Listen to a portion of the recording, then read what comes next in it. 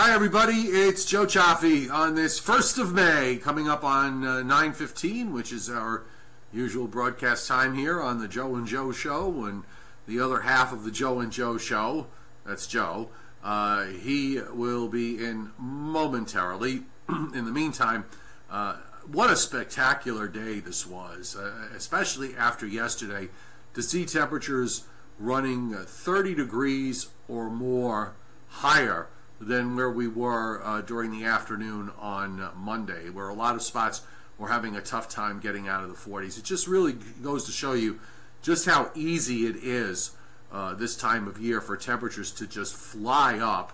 All you need is a little bit of sun and you're on your way. And today we had not just a little bit of sun, we had a lot of sun. I have to say hi to my fellow Cardinal Spellman graduate, Yankee fan, Harry McMaster. Good to see you here, Harry. I'm glad you're on board. Also, some collective hellos to Jason Schaefer, Giuseppe Abrancati. I think it's the first one, but correct me if I'm wrong. Joe Arabia, James Harris, Stephen Franco, Greg Machos, all on board tonight. Good to see everybody here. James Hallmark, I really hope everybody took advantage to be outside at least for a little while today, because it really was just absolutely beautiful. Blue skies, sunshine, bone dry humidity, and I think we can pretty much lock in a repeat performance for Wednesday, although temperatures are going to be edging a little bit higher by about another 4 or 5 degrees. So I think we're going to see a lot of the area into the 80s tomorrow. One of the things we did notice today, by the way, the sea breeze, which took its sweet time coming in, it did finally come in to the south shore of Long Island late this afternoon and over eastern Suffolk County, and now it is pushed all the way inland, which is really very typical for this time of year with the ocean so cold. But we might do it the same way tomorrow. Oh, Ben Scott is on, John Sears on as well, and Nancy Mangles Pluto, the twins loving the new jungle gym. That's terrific. And just going through some of your comments here. Nice walk, I guess, along the East River. So you were on the by the Walk Parkway on the FDR Drive, taking the walk. Good for you, Jason. And Brandon Humphreys, good weekend. It was very nice. My fishing trip was terrific, by the way. So, okay, so where are we going? Well, I thought Joe would have been here by now, but I guess maybe he got hung up with something, or did he forget that he's supposed to be here for the Joe and Joe Show? Let me see if I can message him real quick. Hang on just a second.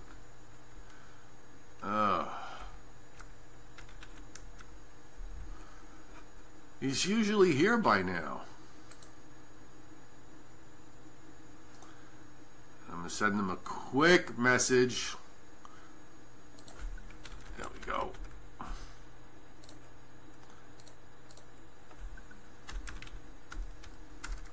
The audience is waiting, Joe.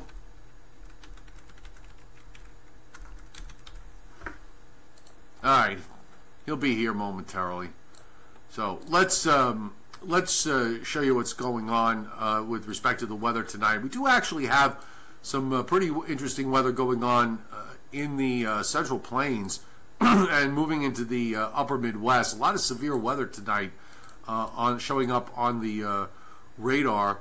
And there have been, I think, already a dozen tornadoes. Is that what, I think that's what Brittany Borer sent a message over. I think she said they've had a dozen tornadoes so far out of this complex of severe weather that is now moving through eastern Nebraska, western Iowa, and extending down into north central Kansas. This line was a little bit better developed about a half an hour ago, so it looks like it might have weakened somewhat. And then there are more strong cells moving up into northeastern Iowa, southeastern Minnesota, and back up through Wisconsin. None of that is heading here. This is all going to be staying well to our west and north. There's going to be another severe weather outbreak tomorrow in the same general area. In fact, I could show you. This is tomorrow's risk of severe weather. There you are. I was wondering. I just sent you a message. I know, but you never popped up on your screen. On your really? Yeah. That's odd because we are live. Although somebody told me this morning that they usually get my live streams and it didn't pop up. So I guess Facebook is doing their little magic thing. Usually when I see it, I just say, "Oh, there he is." Boom, yeah. So boom, I guess boom. maybe the notification didn't go out. Yeah, well, this is the severe weather risk. I'm just showing everybody the severe weather risk for tomorrow, which is covering a large area where it's going on tonight. Big area of enhanced risk and even moderate risk in northeastern Kansas, northwestern Missouri, and the slight risk goes to Chicago and Milwaukee. But this is not, as I said before you walked in, this is not going to come here because we're totally protected with this high in the east. Right, the ridge is much too strong. We'll have to wait for the top part of that front to kind of lean down toward us for later Thursday. We might get clipped by a couple of showers or thunderstorms then, but in terms of the severity, that stuff that's over the nation's midsection is certainly not going to be. What I'm saying is that whatever storm or shower we see not going to be late Thursday or Friday will not have the same potency as what they're going to see in the midsection. The red box is the tornado watch that remains in effect, although it's shrinking a little bit as that line is moving eastward. The blue box, severe thunderstorm watch, that's up north and east of that, and they've got a little bit more time to run, but you can see the overall risk tonight of where the thunderstorm and the severe weather is. It's in a fairly confined area in the Central Plains and Upper Midwest. Really nothing going on in the east, and nor will there be anything going on in the east tomorrow. Right, and tomorrow will be a very warm day, no question about that, although unofficially we saw temperatures even in Yonkers, for example, and some places in Westchester and Rockland may have touched 80 or gone briefly above 80 tomorrow. Right. Everybody's going to go for broke tomorrow. Where is that? What thermometer is that in Yonkers? Because I have to tell you, there are two thermometers that I absolutely have no trust in. The Yonkers one is the first one. The other one is LaGuardia. Because I drove by LaGuardia Saturday morning. It's a wonder it's not 100 degrees there every day. Right. Between Between all the construction, the traffic, which was, and this was in the morning, the traffic which was hideous, and the jet exhaust blowing all over the place. LaGuardia has become the new Newark. Oh yeah, no doubt, no doubt. Even today, it was every bit of 4 or 5 degrees higher than everybody else. I mean, I remember a reporter questioning, and here's a name out of your past, especially Gene Hathaway. Do you remember Gene Hathaway? Gene Hathaway. He was at the weather. There was a National Weather Service office in Newark, but I think he came from Rockefeller Center. Yeah, that does ring a bell. Anyway, he was trying to explain why Newark was so warm, so much warmer than most everywhere else in the tri-state area. But now, as you just pointed out, it looks like LaGuardia with all that construction has now become the new Newark in terms of abnormal. Well, they finally, years ago, they moved the thermometer at Newark from off the runway. Okay. And LaGuardia's big problem is, like I just said, with the traffic and the construction and everything else. We had that day last June where they went to 101, and no one was within 5 degrees of them. Right. So we knew that number was completely ridiculous and totally suspect, and I refused to acknowledge it. And that's all there is. You just did. And I just did. Here's our surface map for tonight, Joe. We got the big high off the South Carolina coast. That actually is far enough west so that one of the things that it's doing, it's keeping more of a west wind, right, which keeps the dew points down. The air stays drier longer with that westerly flow. A little bit of downsloping. You wind up not only seeing pretty warm temperatures, but even at the coast, the sea breeze is kept at bay until maybe the mid or late afternoon. Absolutely. Which is what happened on Long Island today. It really didn't come in until late afternoon, and then now the whole island is in the 50s, but that's no shock because of how cold the ocean is. Nature's air conditioning system. And it works quite well. It's very efficient and doesn't cost a dime. Exactly. Okay. But as long as that high holds, we're going to see our temperatures going up over the next couple of days. I don't really see any, to me, in an instance like this, I'm kind of thinking that Thursday, I did mention that there could be a late day shower or storm. I think if it happens, it would be, say, from North Jersey, maybe in your zone in the Hudson Valley. But if you go down to Central and South Jersey, Southeastern PA, right, or maybe even Long Island, I think any shower activity Thursday evening will probably go by to the north. Right, and Thursday also maybe just a tad on the humid side.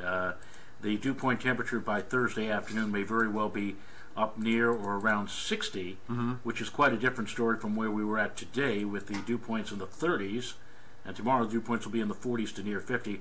And again, noticeably a bit, again, I'm not going to say oppressive, I'm not going to say sticky or muggy, but it will be just a touch on the humid side. I think many people will be feeling that during the afternoon hours on Thursday. And, if you look at the surface map here for Thursday evening, you do have a wave that goes by in upstate New York. I just kind of think the southern edge of this might be a little overdone. And then you have a second low back in Iowa. That's the one that comes through for Friday night. I think that one will probably get a couple of showers or maybe a thunderstorm with that when it goes by. What did you think of the weekend? I think right now, the weekend, as long as we don't have, I'm a little concerned about maybe possibly a wave developing on that trailing front down over the Carolinas or Virginia. As long as that doesn't buckle to any degree. Here. Yeah. As long as it doesn't buckle significantly or whatever, I think the weekend should be fairly decent. It won't be maybe as pristine as what we had today with wall-to-wall blue sky. No, but it'll be a little cooler and maybe a mix of sun and clouds.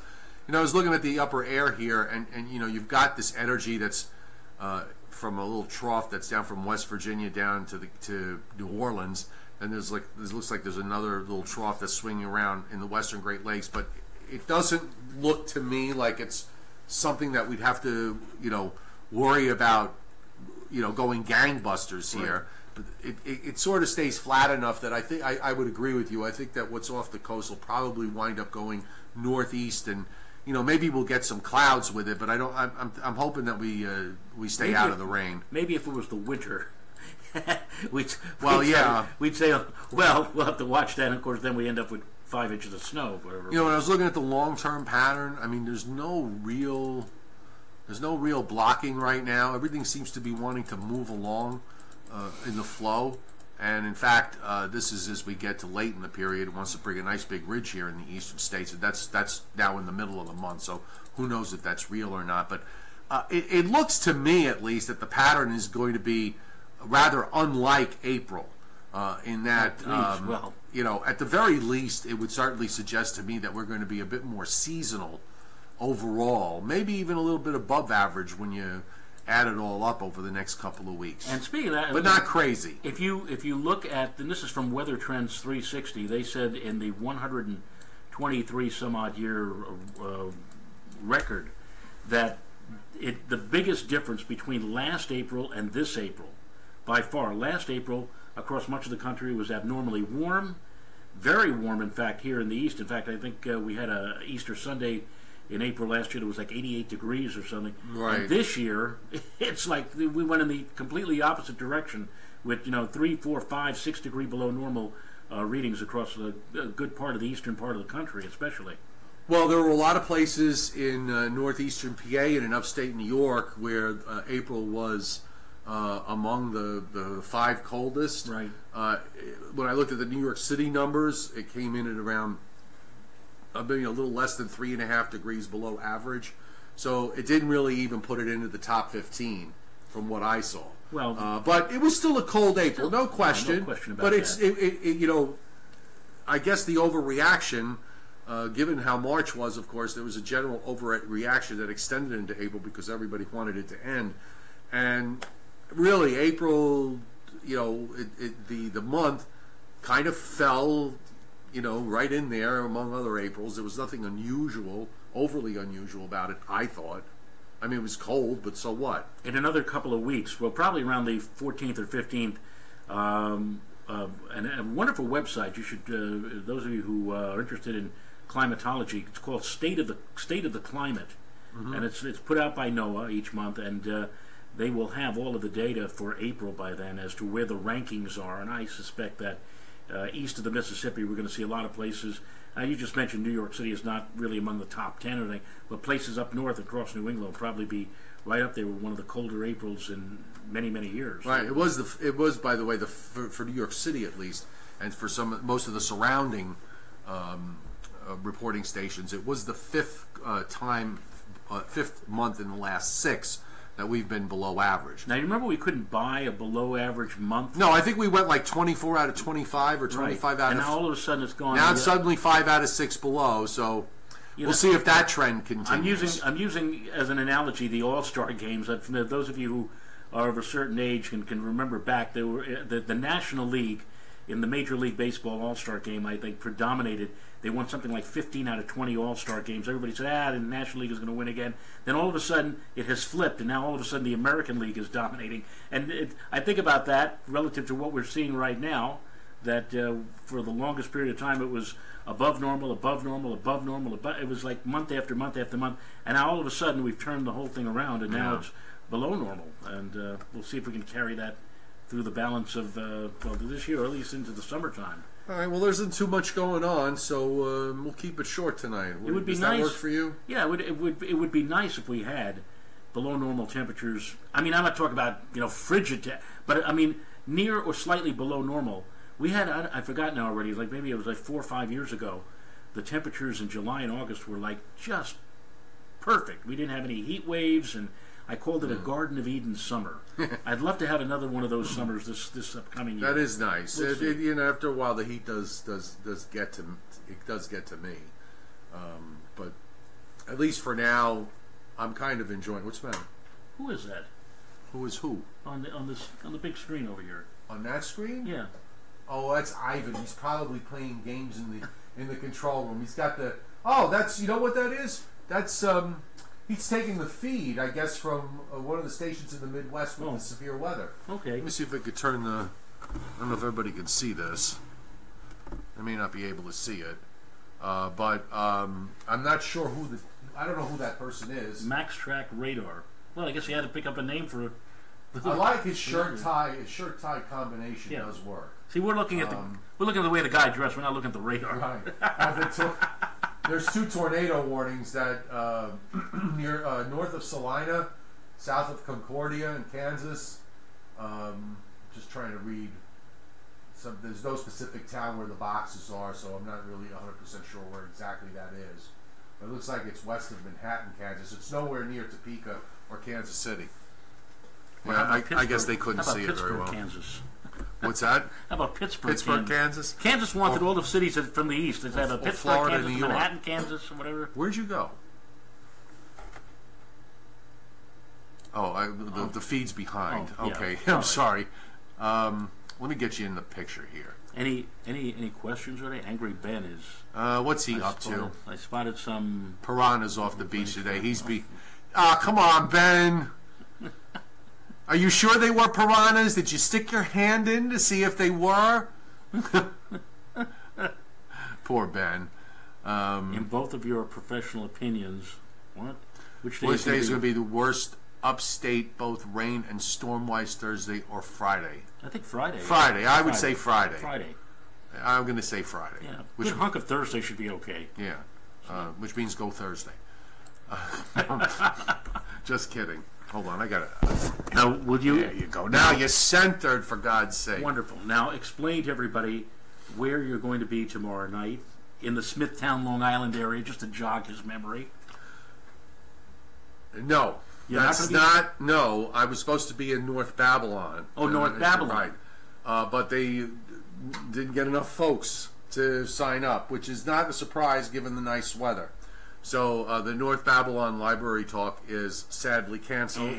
However, I will be in Smithtown on Monday, the 14th of May, so we'll talk about that. So in the meantime, didn't mean to confuse anybody. And then over the next couple of nights, you and I are both going to be working on some special projects. So there will not be a Joe and Joe show tomorrow, And there will not be a Joe and Joe show on Thursday. And there probably will not be one on Friday. Unless I talk you into doing one at 6 o'clock, which I might be able to do. So maybe we'll do it a little early. We'll keep that in mind. All right. So, and besides, when the weather's pretty quiet. But I'm working on a special project, so I'm going to be off my regular hours. Right. And my wife wants me to get home as soon as possible on Friday night because it's whoosh night. What's whoosh? Whooshed, you know. Whooshed? Yeah. Like liver whooshed? Yeah. Well, there's all kind of... she's a member... By the way, if any of you are in the vicinity of Putnam Valley, New York, the German-American Club of Putnam Valley, and they're having their annual whoosh night. So if you're a member, you get to come to the club on Friday night and you can eat all you want. So it'll be bratwurst. Bratwurst and weisswurst.